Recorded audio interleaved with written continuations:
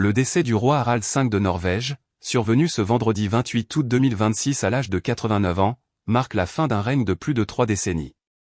Le souverain est mort à l'hôpital d'Oslo après une période de santé fragile, notamment marquée par une anémie hémolytique et une grave infection.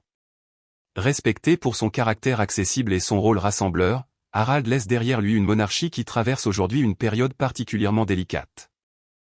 Son successeur est son fils, le prince héritier Haakon, désormais roi Haakon VIII.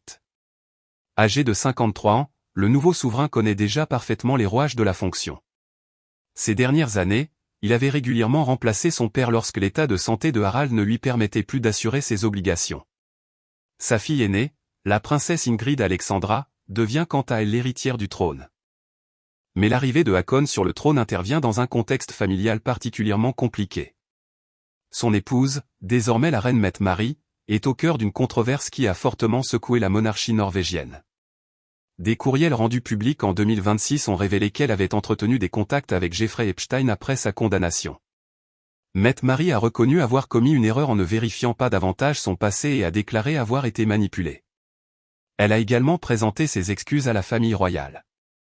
Le scandale a été particulièrement difficile pour Haakon, qui a publiquement soutenu son épouse malgré la pression médiatique. Le couple a expliqué que Mette-Marie ignorait à l'époque l'ampleur des crimes d'Epstein et qu'elle avait finalement rompu tout contact avec lui en 2014. Elle affirme n'avoir jamais été témoin d'activités illégales. Pourtant, ce n'est pas la première fois que Haakon choisit de défendre sa relation contre les critiques. Lorsqu'il a rencontré Mette-Marie à la fin des années 1990, son passé de mère célibataire et son ancienne fréquentation du milieu de la musique électronique avaient suscité de nombreuses interrogations.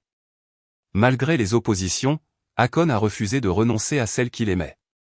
Ils se sont mariés en 2001, avec le soutien du roi Harald.